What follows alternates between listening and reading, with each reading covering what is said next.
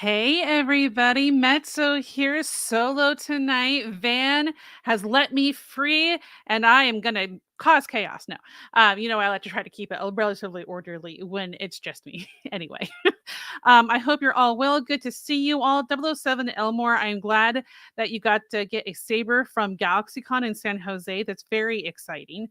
And let me just click that button real quick. And then Cia's Nabel, yes, one of our regulars. Raph, hello. Rocker Mom, cannot wait to try one of your sabers. That's very exciting to hear. I'm glad to hear that. Asia Christine, you saw the sabers at GalaxyCon as well. That's awesome. And 007 Elmar, hola, ¿cómo estás?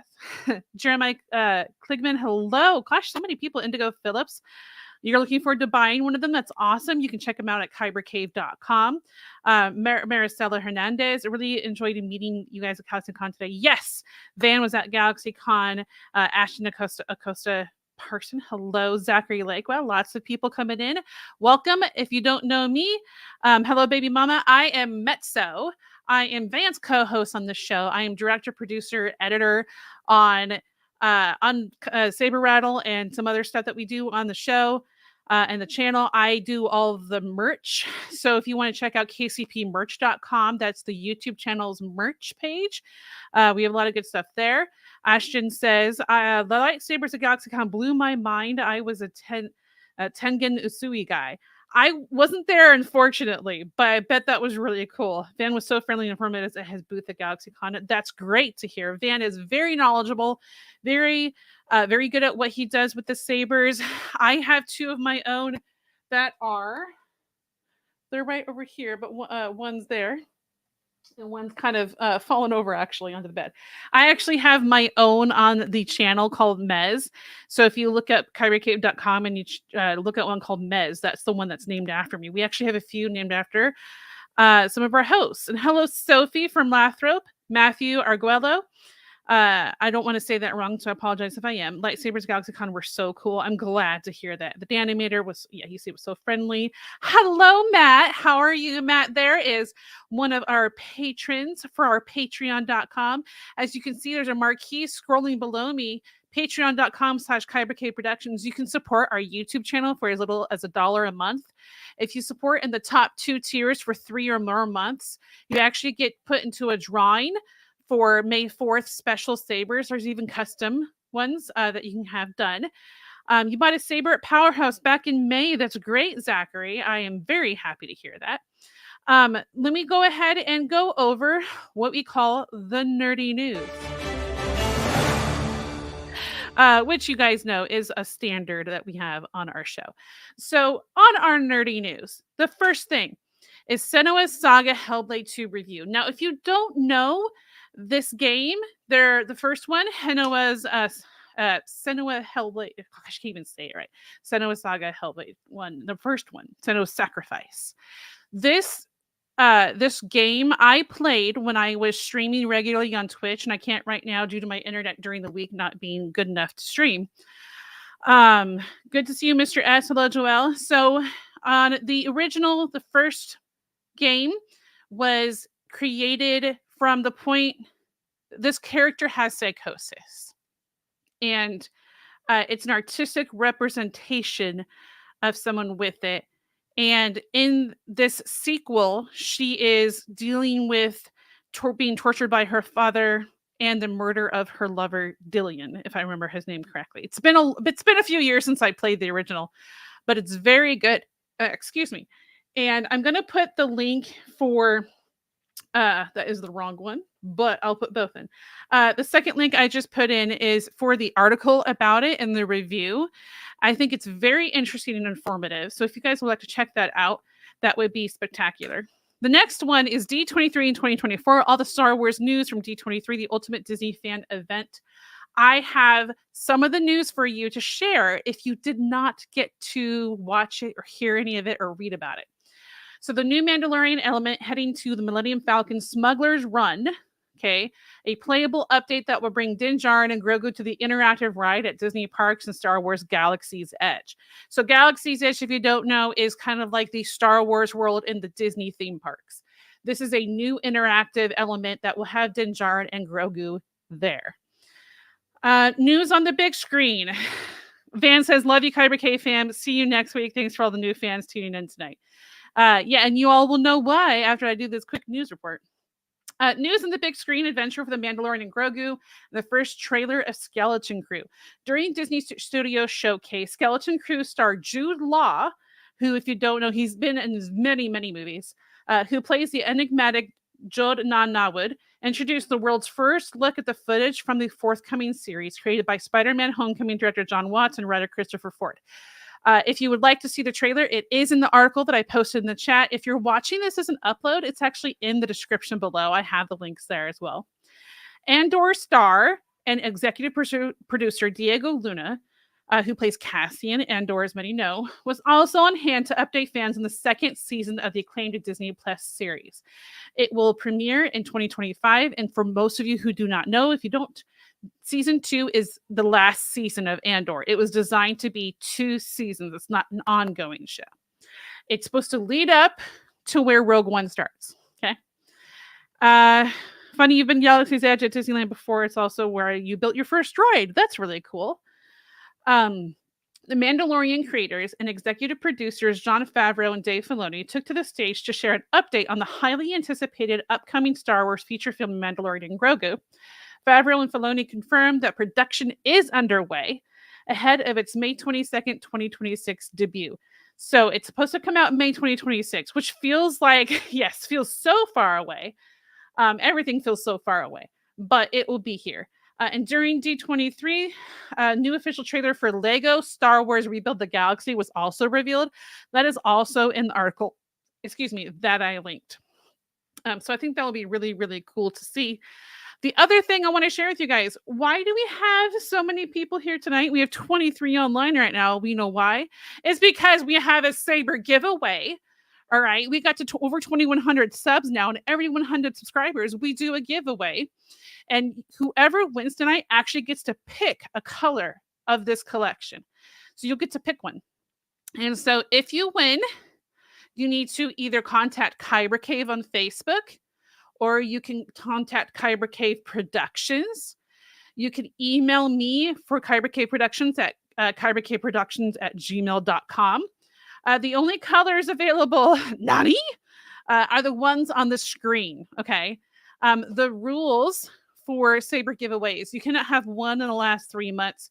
You cannot be an employee of Kyber Cave or Kyber Cave Productions. So you cannot be an employee of those. You're not qualified for that. Raph, I know you won a Saber too recently to be able to qualify for that. But I thought that was really cool. And then during GalaxyCon this weekend, Van posted a couple of pictures that I wanted to share who they got to meet. They got to meet Weird Al Yankovic and Steve Burns from Blue's Clues. A lot of people know who Weird Al is. Who is, gosh, he's like the parody, folk parody song creator of the world and the centuries. And then Steve Burns, he was the first host on Blue's Clues on the Nickelodeon show. I watched that with my cousin when she was really young. Now he's big on TikTok because it's like the generation that watched him when they were kids. He was a comfort for a lot of kids. And it was something we didn't like, as a kid, you don't really fully appreciate. And then we're adults now, we're in our 30s. And he'll just pull up his TikTok and go, hey there, it's me. How's it going? And just sit there. And it's like someone gets to listen to you when sometimes we don't have someone to listen to us. So I think that was really cool that they got to meet him. So that is your nerdy news and your little announcement that we're doing a Saber giveaway. What do you need to do to enter? Just comment.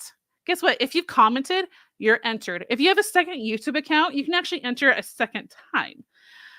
You're able to pick any of these colors indigo. Whoever wins can pick any of these 5 colors. If you cannot come by the shop, you do have to pay for shipping, which I think is about $15. Otherwise, you just come into the shop and get it. So it'll be really cool. We will do this giveaway after the interview. Okay. It's basically the last thing we do on the show before our closing video. We'll have the interview and then we have another segment and then we will give it away. Yeah. Van says Steve came by our booth. So did the actor who plays Red Skull in Avengers Endgame. That's really neat. I'm glad that they came by and you got to meet some pretty amazing people. So that was the really cool information I wanted to share. Next, we have our Flow of the show. He's actually been a Flow on our show a couple of times. We have not had him on the show that I recall, just as a Flow. But so please enjoy Charred Full.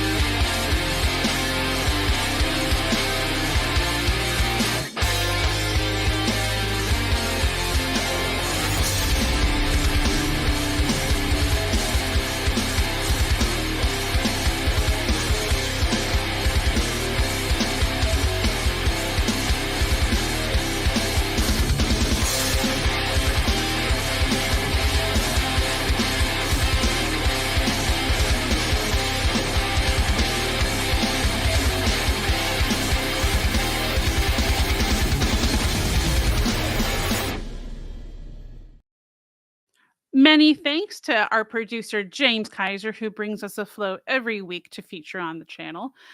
So this week was Charred Full. If you'd like to check him out, I actually posted his link in the chat. He's also in the description below. If you're watching the upload, you can check him out there as well.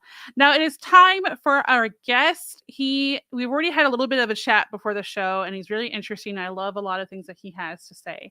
So please welcome Allen Eason.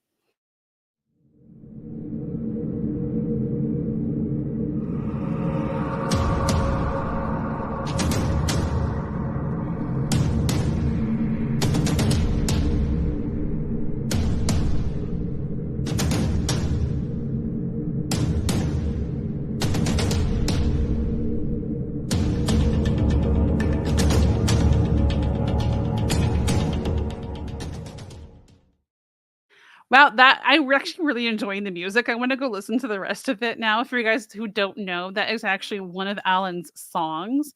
So I thought that was really cool. We threw his song in there underneath. So thank you for letting us use that. How are you tonight? Yeah, I'm doing great. That's actually my group, Dead Travel Fast. It's basically just film scoring composition that I use for a lot of my flow videos. So you can actually find that on YouTube under Dead Travel Fast, and there's, I think, about 10 songs at least Oh, that I okay. use. Is this the one you're a bassist for? Yeah, well, I'm a bassist normally. I've been playing bass for 23 years besides doing flow art. And sorry, my brain's going off track. It's been a long day today. No, no worries. It's quite late where you are as well. No, so like I've been composing for a long time as well, just doing bass and then composing film scoring type of stuff, so I can, cover different avenues and I can actually own the music that I'm using in my videos and not get copyright stricken, which is, I understand that part of it. We've gotten copyright stricken before, and so I actually have a subscription to a service with music that gives you the license to use it. So can you tell us a little bit about how you got started with Flow? Yeah, so I got started about 8 or 9 years ago. I've always been a massive Star Wars fan since I was younger. I grew up with it, and spiritually and just in every way loved it. And then I'd been playing bass for a long time, and I needed an outlet to physically work out and evolve, and kind of something that I could do inside. So I was like, yeah, I'm gonna learn Saber, and then I basically researched sabers and got a Saber Forge, and then started learning Flow. And James was actually one of the people that I used as a teacher. James is a great teacher. He's got a lot of great videos on Flow basics, intermediate and advanced levels. So I learned a lot from him, and then I would watch various different people and their flows, like Michelle Smith and like Mike Starwalker, and just several different people like in these flow groups like Saber Force Conditioning I used to be in. And a lot of the Saber community has just wild flow artists. So watching people, mimicking them, and then, really working in front of a mirror. And I think a lot of people don't realize this when you're doing flow. When you're doing patterns and you're doing muscle memory exercises, sometimes you think like, oh, I'm not really doing it, because you can't see it from that perspective. So you have to train in front of a mirror sometimes when you're doing these flow moves. So yeah, it's very intricate, and like I think it took my energy levels up a lot. And then basically right after I had, maybe a year after I started training, is when I started getting really sick. Uh, and I've been very public about this, but I basically got full blown AIDS 8 years ago, and then was hospitalized for a long time, for about 7 weeks, with pneumonia and chest tubes. So there was a lot of hospitalization, healing, recovery. And I used the flow art and anything I could do with movement with the sword, basically, to learn, Mhm. choreography and dueling, and, making armor, and anything I basically could to, you know, uh, to stave off the energy. Because when you go through trauma and severe trauma and disease, it's a lot.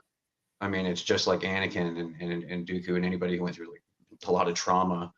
It really weighs on you. And I think if you can find an outlet like flow art or music, or especially flow art, I think, because it's like qigong and tai chi. You're doing movement in motion, so you're Mhm. healing yourself through the energy and through the motion itself. So I think that's why flow art is very essential for people to use, and it'll keep you from literally going crazy. Like a lot of our minds are very stagnant with the energy, so it's good to get up, even just in your room, and do katas and do body work, and what they call prison cell workout. Yeah, so You just yes, yeah, that makes sense. Ken Kligman here says, "Can you post a link to your music and flows?" I actually just posted the link to his Facebook into the chat, but it is also in the description below, his Facebook, and there lots of his videos are there. Yeah, the YouTube. I'll have to send you a link so you can post it later. But it's Yeah. Onyx. Well, I think it's Onyx Night. Ayanaki Onyx Oh, Night. okay. I remember seeing the name of that on your Facebook. Onyx Night. I can No, it's just grab it real quick. Night. I'm sorry, it's Night of Onyx. Night Like of the Onyx. There it is. YouTube I link. will post that for you guys. Oh, it's playing for me. Hang on. I don't need it to play in my ears while I'm talking to you either. All right. His YouTube is now listed. Hilor says, for us newbies, how do you define flow art? That's kind of a particular individual thing, I think. But flow art, I think, is really just being able to do an art form in motion. And flow, I would consider just doing things in motion, just doing katas, doing different tricks, anything that you can basically do in motion to move the energy. And what Mhm. I would consider it like Qi Kung or like Tai Chi with a sword, basically, because you're moving energy around, you're storing it, you're displacing it, you're absorbing it, you're doing a lot of different stuff. So, yeah, I think anything can be flow art. I mean, you could do it with a stick, you could do it with anything. Like I have a lot of flow friends that do different weapons too. Like they have fire staffs, and they're breathing fire, and some people have fans and like puppets and stuff. So there's a lot of different things you can do with the flow art. But flow art itself is really up to the individual, I feel like, because it's just energy, movement, and motion, I feel like. So yeah. Okay, Hilora says, awesome, thanks. Kevin Hogan says, flow art equals the art of awesomeness. um, so one question I have is, I know you talked about your health and some of the struggles. It must have made, I think, learning flow difficult at first. I mean, when it comes to learning how to harness the energy and stuff at first, can you describe some of the challenges you faced, and what are some of the benefits you received from doing flow and this lifestyle that you think others could benefit from as well? Yeah, so like when I got sick with the full-blown AIDS, I got severe respiratory issues because I had both lungs collapse, and I ended up spending Mm. the 7 weeks in the hospital trying to fight the AIDS and then trying to fight the pneumonia and the lung issues.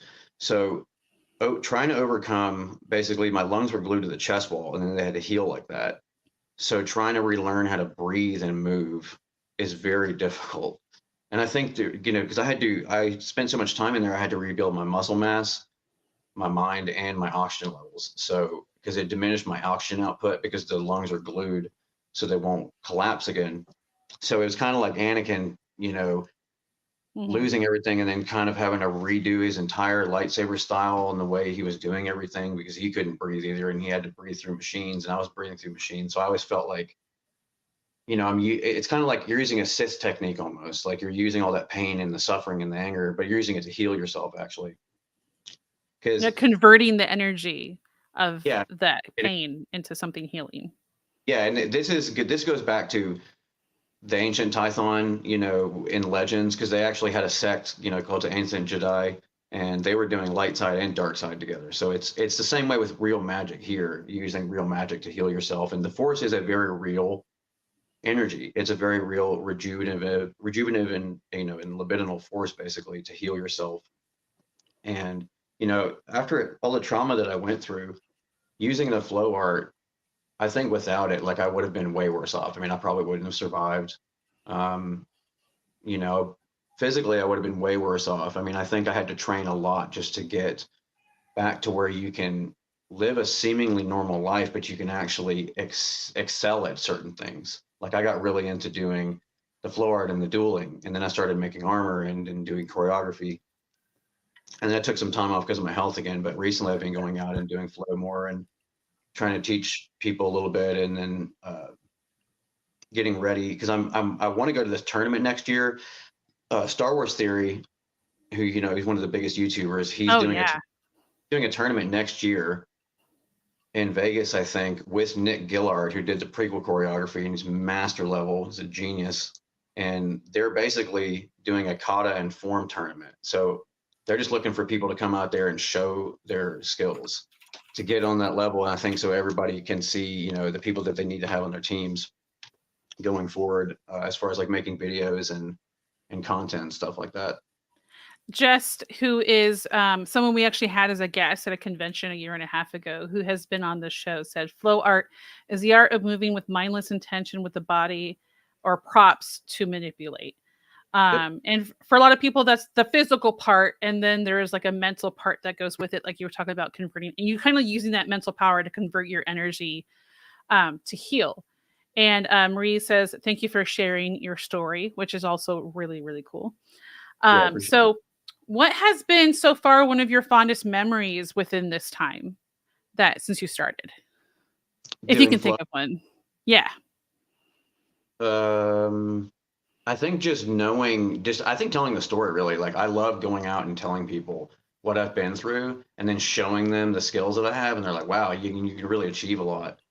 I mean, you'd never know looking at people that they have overcome certain things and that, that they can do all these different things. Like I just love going and I used to go to conventions more and I think they just get expensive and cost of living's hard. But like I would go to conventions and like I would, we went to this ICC con in 2019. I got to meet a bunch of the actors from Star Wars, like the creature actors, and got to do flow for them. And so that's been really fun. And I think making videos and being able to teach people and kind of having a Saber community is really awesome. And Hmm. and then recently, after I just did to finish the video that I had, shown you guys and sent, I sent it to Star Wars Theory Sabers, and they really loved it and said I had same skills. And I was just really excited because I really, in my eyes, would love to be in film doing flow art and doing all this stuff. And because I think it's been lacking. Like Disney is trying really hard, and I love them for what they're trying to do, but it's like they need better representation as far as the combat oriented. Because you have people like Nick Gillard, they're doing this tournament, and his work in the prequels was exceptional.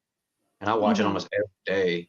And Oh, they even yeah. have, I mean, the fighting style and the skill that the actors had was just so excelled. Then you see these sequels where it was just like bashing, it felt like. And I know that I haven't watched Acolyte yet, but I have heard that the fighting is really good in it, but I know it's very kung fu-ish too. Is It's that definitely correct?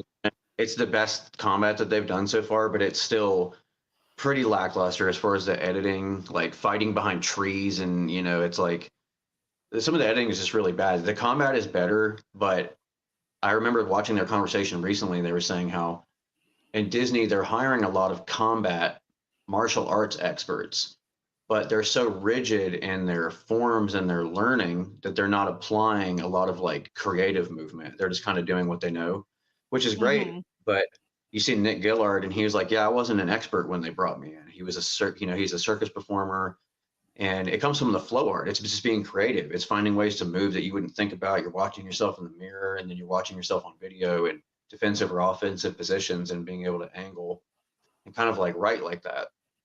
So that's where I'm kind of going. That's where I kind of went in with the flow element. I felt like if you're by yourself, and especially if you have a saber with flash on flash, you can sit there and do katas Mhm. all day and do flow and then into katas and then into choreography. Like you can really do anything. And that's what I try to apply to it.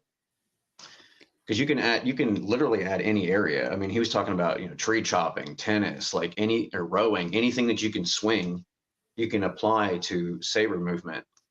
And then you can apply to the 7 different forms, which I love the 7 different forms of lightsaber combat that they kind of created since those movies, the Shicho, Makashi, Sarisu, Ataru, Shien, Fapod, and, Juyo and so forth. But like a lot of those, like actually just watching people's videos, like Mike Starwalker's got a ton of videos on that.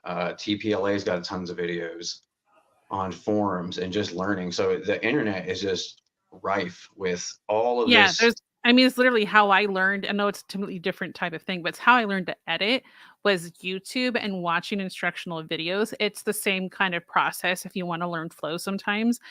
Sometimes people just learn better from a person too. Jess said the fighting acolyte is really good in my opinion. When I watch fight sequences in TV and film, one thing to definitely look for is not just the quality of the combat, but the storytelling that is in the combat too. Because And sometimes, look, you mentioned camera angles and things like that. Sometimes you can't tell where they are because it's not being told necessarily in the best way. yeah, it's not But basically well. 'Cause I think there were scenes in this acolyte scene where they were fighting several Jedi at once, and the camera was behind the tree, and he's literally taking these Jedi out, and you can't even see what they're doing. That was really bad. They've done that in the prequels too, where like they have bad angles, and I think George made some mhm, bad decisions. Because if you watch some of the fights and you watch how long the choreography actually was and how much they mhm. edited it down, it's scary. Like I'm watching some of these fights that Hayden had rehearsed and Ewan had rehearsed for weeks, and they were phenomenal. And I'm like, wow. And they'll just cut in between these close-up shots and then like shots of space battles and then back to that. And I'm like, wow, like we need to be like getting this like really the meat of the duels that we really want, Yeah. and like other than Tony that, yeah. yeah. Tony said, "Well said, Mez," and Hilora said, "I think the Acolyte is the best combat since ROTS." So I'd have to agree. Like a lot, the sequels, the fighting wasn't. I think part of it too is like they weren't trained Jedi in like the art of saber combat, so it's kind of like it was just that. Like I didn't feel like it was anything skilled happening there, but when you see the prequels, the fighting was just like it was just top notch. Like it was really enjoyable. All Yeah, right, and so go ahead. no, there. I was going to remark, like I can tell one difference between the technology they're using and the saber difference between the prequels and the sequels now. The sequels, they use these big, massive hills that have in light LEDs in them. So Hmm. they're not having to composite that onto people during the fights, which I don't like because it makes them a lot bigger. So they have to Okay. like, that's why the swings they seem a lot slower. Like if you look at Yeah, race yeah, sabers and the other ones, they had, the older rotoscope, and then they had the metal dowels, and then you have yes, yes, they were using, and they're so light. That's why they're moving so fast. And then you have the new sabers that basically light up on set, and they look a lot heavier. And definitely in the Acolyte, they did a lot better. But the story, I couldn't take the story, and a lot of the stories in these newer ones, like it looks great, effects are great, certain parts, like I loved Rogue One, Vader, loved Mandalorian season 1 and 2, but a lot of it is just it's too much. Like we need to get back to, I would have gone back to Tython, gone back all the way, or just gone back to the Old Republic, because I'm sure like a lot of us for the past 20 years we watched those KOTOR trailers with Malgus and all that stuff. The animated trailers are insane. They're insanely good. Like, and I watch Yeah. that a lot. If you want inspiration, literally just go watch any of the Knights of the Old Republic trailers. It has amazing choreography. Yeah. If it ain't broke, don't fix it. Like it was great the way it was. Yeah, Um, change it so much. Like, just keep going. And I mean, we were like a lot of us. We would just want battles all the time. You mhm. know. So uh how does the style of saber practice and mastery that you do differ from others? Uh, I think that just depends on how you want to look at it. Like, I definitely am devoted to doing inverted. Like, I created my own inverted style called Anios, and it had combos and finishing moves and stuff like that. So it was like a whole system. So a lot of the stuff that I'm doing, like I'm trying to mesh 3 different areas, kind of like uh, I do katas and forms. I study that, and then I study kind of like body movement, which is kind of like if you ever watch kung fu or like inverted sword work. They're doing a lot of form work and a lot of body work, kind of in kung fu work, and then I'm incorporating flow and then choreography aspects into it. And then I kind of blended all that together, and then saw that the inverted works really well if you just know how to maneuver it correctly. And I think that I've been, this entire time really trying to be an inverted specialist, because I think, I mean, I even applied it to dueling, Mhm. which it works, but you got to kind of switch hit standard and then inverted, because when you're coming in with angles, especially with dueling, people can predict what you're going to do if you're at a certain angle. So I think it's good, but to change it up. But doing the flow art, yeah, like I'm definitely an inverted artist, and I try to apply that in everything that I do. And because I think it looks really cool, and not many people are doing it, and especially in flow and doing tricking with it, and being able to apply it to choreography is really cool too, because you don't see it much, and it's very useful as far as leverage goes. Is like parrying and spinning and just like coming down really hard on hits. So you can kind of Sarisu it, you can manipulate people's energy and influence their energy, but you can also really cut through fast. You can change angles fast. So I think it's really fun to do inverted. And I think learning standard and learning inverted is very important. So you can see the angles and you can feel the angle difference and how you can apply it. Because it's great to confuse people as far as dueling, your angles, but in choreography too, you can keep it really fresh. Because you can do And what's an inverted grip exactly? Is that holding it like a different so way like specifically downwards? this would be in Standard. the standard grip, like that. And then Uh-huh. this would like Okay. get in the camera here. Yeah. Yeah. I saw Charred Fool had his in an inverted grip for a couple of spins that he was doing. And I Yeah. was So like, like "Hey, that looks kind of interesting." So like I would say like the difference is like this would be a standard flow, like an Mhm. upward, and then this is an inverted flow. Okay. I see the slight difference, but it has a very cool movement to it. Yeah, and then you can switch back and forth. Like Oh, that's neat. so, it's really just a wrist technique, and then you're rolling it either through your hand or kind of through your fingers. I can do a roll. So I did you didn't know this about me, but I got your first degree black belt in a martial art. Well, that's awesome. And then I left to start singing. By the way, the animator says, good on you for using your passion for lightsabers to work through your illness. And Halora says, super cool. I left to start singing, and then I returned again as an adult, but then had to have 3 major surgeries on my foot, and unfortunately had to leave. I couldn't do contact sports any longer, but I did learn some weapon moves. There's a couple I still remember. So I'm with my saber. I'm like trying to like remember muscle memory in that sense of when I did that. People are giving you compliments on your flow that you just did. Now, I I told him a little bit about this question I had before, but I saw that on your Facebook that you had studied molecular mastery. So, can you describe a little bit about what that is, and if that played a role in your flow journey? If so, how? I think that like was more of my character. Like my character's name is Ayanaki, so like the actual energy. I've been doing energy work since from a young age, like doing actual astral travel, energy work, dream work, with crystals and stones and stuff like this. And this is very real practices that we've been doing since ancient times and being able to heal ourselves in lots of different ways. And that's why I kind of feel like explaining to people like the force is a very real libidinal energy to use. And now I just forgot the question, of course, like my brain's going What off. if molecular mastery played any Yeah, so part? yeah, I think that was more for the character, but using the force to heal basically and to accelerate yourself, I think that's the molecular mastery, using the pain, using the experiences, and basically transmuting it into something that's usable.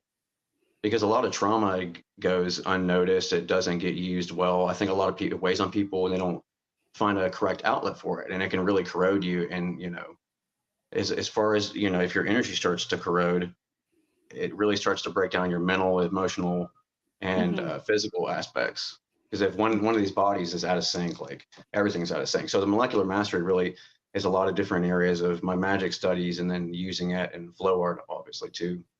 But people don't realize that these things are very real. Like Star Wars and Dune, they're all ancient Sumerian stories. If you go back to reading the Enuma Elish or the Atrahasis epic, these are stone tablets written by the Anunnaki, and a lot of these stories come from them. And they're an alien race, and they had Death Stars and lightsabers and probably ray weapons and all sorts of stuff. So you can actually go research ancient technologies and stuff that they're doing in Star Wars, and I think that like it all ties together. So I think studying many different areas is kind of like molecular mastery to me. So I think that's in a nutshell what it is. Like, Okay, that's really cool. I like that because you're using parts of the different things that you've studied in molecular mastery into your flow. What is one thing that you think people misunderstand about saber mastery? One thing I think a lot of people misunderstand is that not everybody is actually a Star Wars fan that does saber. They just love the health aspects of it and the exercise. So, what is one thing that you think a lot of people misunderstand? wait, I'm sorry, say that again. I had something was going off in the So it's background. fine. Like, What is one thing that you think many people misunderstand about saber mastery? Like for me, people will assume that everybody who does saber practice is a Star Wars fan. Not everybody is. yeah, They love the well, health aspect of it. yeah, a lot of people, but people have been doing swords since the dawn of time. Star Wars only came out in like the 70s, and there are a lot of people. Hema groups have been around since the dawn of time. Those people are historical European sword artists and stuff. And yeah, so and then you go all the way back to samurai, and Mhm. um, one of the things I loved about doing the dueling also from the samurai perspective was, these people used to train, they were warriors, but they wanted to keep their skills sharp, but they didn't want to hurt and kill people all the time. So they basically came up with this kendo system. And that's what I kind of adapted to help me heal also, which is, you use kendo rules. All the armor that I made is made out of kydex that I used for the tournament too. So I think it's like, I don't know if there's any like misconceptions, but yeah, I think some people don't like Star Wars necessarily, but they love sword. Mhm. Like Mhm. I actually know people that don't like Star Wars, and I think it's really weird. It's like whatever. Like I liked Star Wars, but I would never jumped into it as much until I joined this channel. And I joined this channel 3 days before my first live show and I was like, I'm going to have to know my stuff. So I started trying to like study it and learn more about just to start with like names and hilts and what happens in some of the story. I'm not super in depth. Like I don't really know any of the written canon except for something I wrote a note on for later. But yeah, so I think that's a really good answer. Thank you. What is one specific accomplishment that you're particularly proud of? Yeah, I think just overcoming this disease was a huge thing for me. Like Yeah, I'm that's gigantic. The biggest thing. I like I mean, people don't realize like, they're like, oh, they have medication for that. But yeah, like if you were normal and you had gotten early detection and stuff like that. But what happened to me was I got so much damage that I think it took like a few years to really just recuperate. And the Mhm. fact that like I lost a lot of my muscle mass. Like I could barely walk when I left. Like I lost so much weight from sitting in the bed for 7 weeks and having chest tubes breathe for me, and it was rough.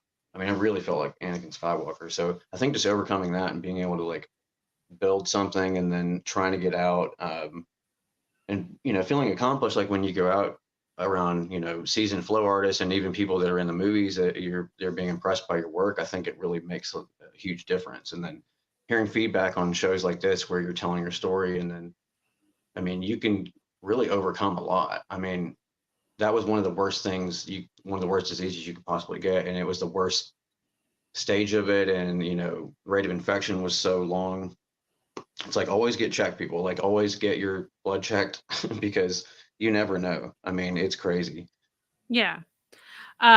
So in myself also having a chronic condition, that like that back injury I recently told you that I was out for and I couldn't do last week's show and stuff, takes me out like that. But I can't, yeah, I'm just gonna say, as someone who understands a little bit about having a condition, not necessarily as serious as yours, but I am very proud of you for all that you for how far you've come from your initial setback to now. That's I think it's outstanding. That's why I used inspiring a flow artist in the title, because I found it quite inspiring, as several people in the chat have as well. How has this experience affected the trajectory of your life, and where do you hope to see yourself in the next 5 years? Well, let's see. Can you say that again? I'm sorry. I'm like, it's been a That's long fine. day. No, no, it's not a problem. How has this experience affected your trajectory of your life compared to like what you thought it would be before? And where do you hope to see yourself in 5 years? No, it definitely made things much harder. I think like certain days are easy, certain days are really hard. I think it makes it harder, but it's almost like that Sith thing where, if you, it's so funny. There's these channels that literally do like Sith motivations. And they're sitting there, they're like, use your pain and suffering. It brings you strength. And it's just all this stuff. It's so funny, but it's very true. Like, in a way, I mean, that energy is very exhaustive too. So you have to balance it. But, when I had chest tubes hooked up, I mean, all I could think about was like, what Anakin went through, what Vader went through, and just like the physical pain. And, because they always talk about Vader's in like constant pain all the time. And they made his, Palpatine made his suit like that. So he would constantly be in pain and he would just be like a beacon of the dark side. But you don't want to be like that, obviously. But I wanted to use it because shadow work is a very real tool in energy work, and it's using the anger and the subconscious energy. And the darkness is not darkness, actually. It's just potential energy, which goes back to divine feminine work. But it's all potential energy. So you're just using that pain and all that, and you're transmuting it into something else, basically. I And a think a good lot of example. people have used it without even realizing it too. Yeah, like, and I think a great example, like in lore, would be like, I don't really like the bleeding crystal so much, but Luke during Empire to Return of the Jedi, he loses the saber. He actually in EU gets a Sith crystal, a synthetic crystal, and then he literally tunes it and then makes it a light side crystal, but it's synthetic still, and it was super powerful. And I think that's the same thing where it's like somebody taking, Ahsoka taking Inquisitor crystals and making them white. It's kind of the same deal. You're taking pain and suffering, you're drawing it out and you're kind of transmuting it and then making it into something different that's useful. Because if it's Mhm. not useful to you, then what are you going to do with it, really? Like, Yeah. I want to tell the chat that we have a couple questions left. So if you guys want to ask anything, please put it in the chat and we'll make sure to address it. What is one piece of advice you'd like to give our listeners who are interested in starting flow but haven't taken that leap yet?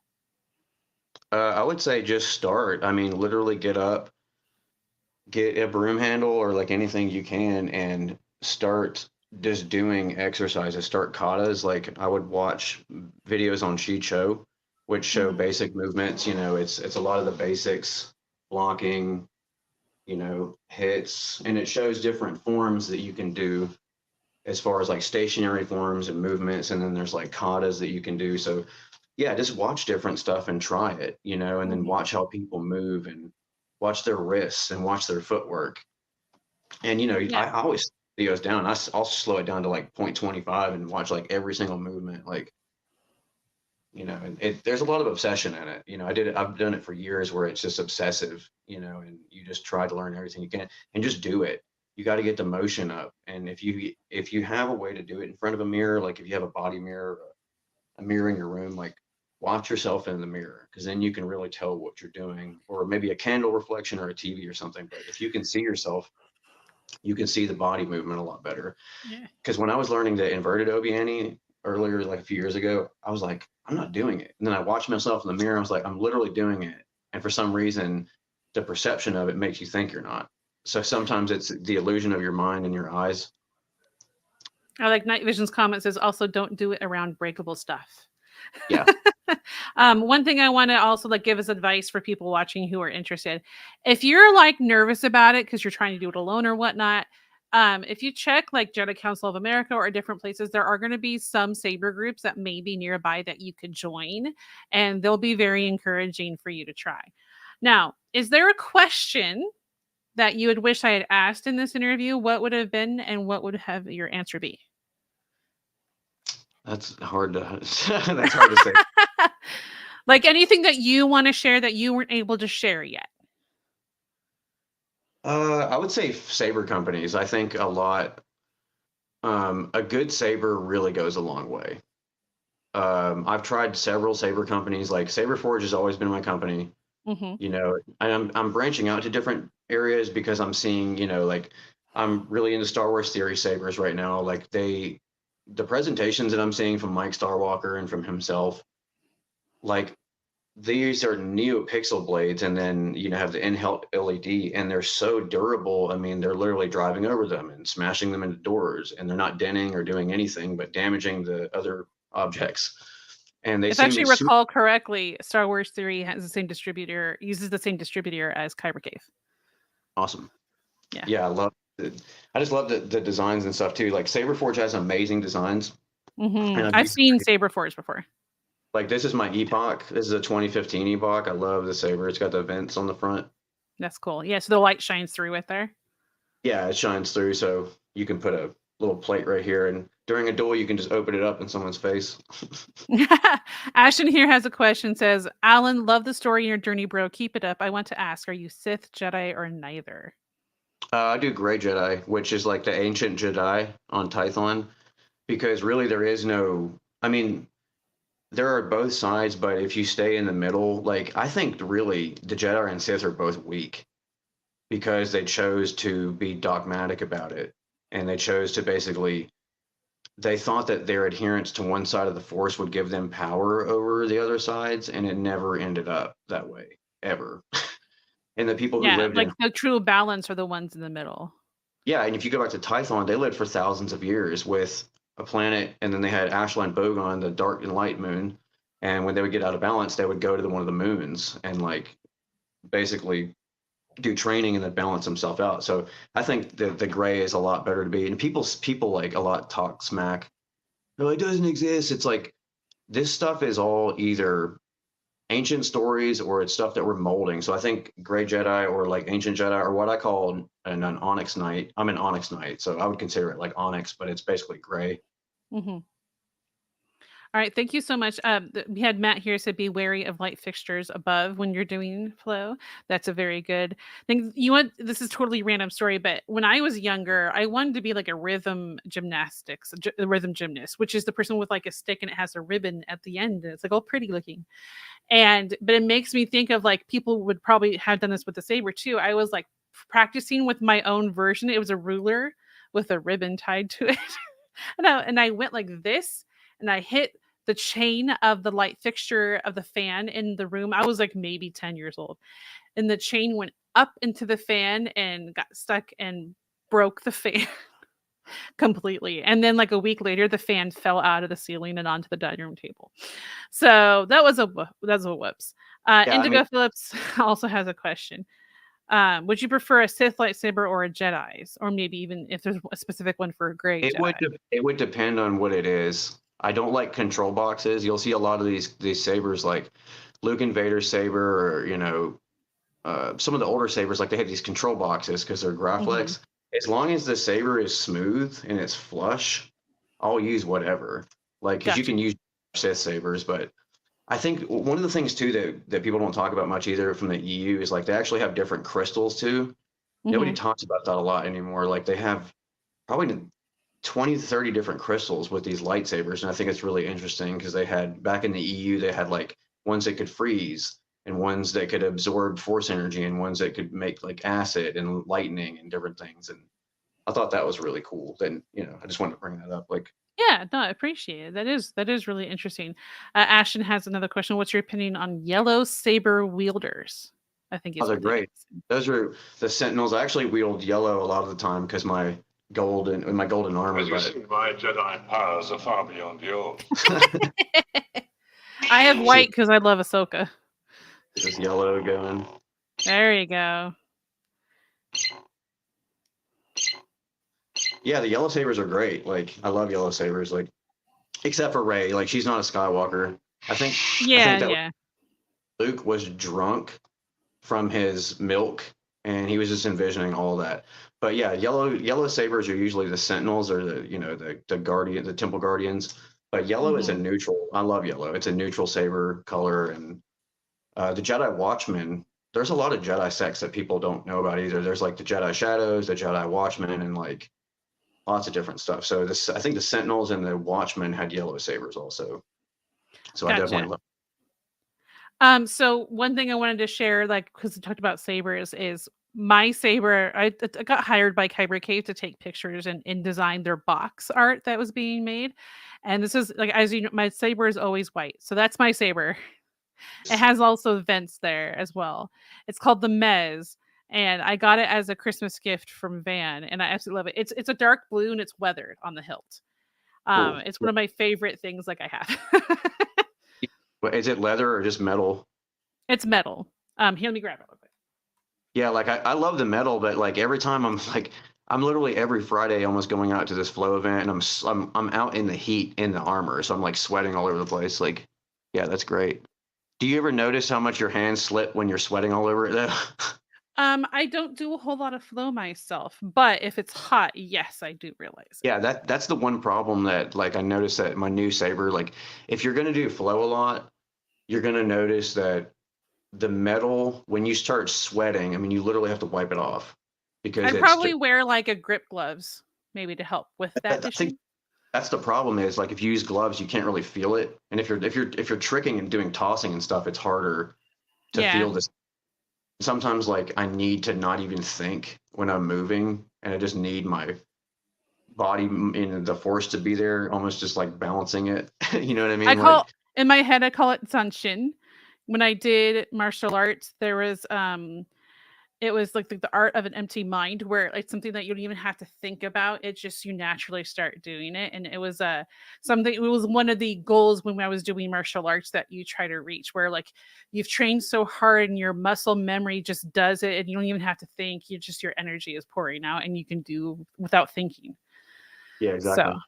all right. Thank you so much for coming on the show tonight. Everyone really enjoyed your story, and I really enjoyed learning about the way you can use your energy to heal yourself through Saber Flow. So, thank you so much for coming on. I really appreciate it. Guys, don't forget to stick around. We're doing our Guess That Saber Hilt segment that we have right after this, and we have a giveaway. Thank you so much, Allen Eason. Have a good night. Thank you so much for having me. I appreciate it.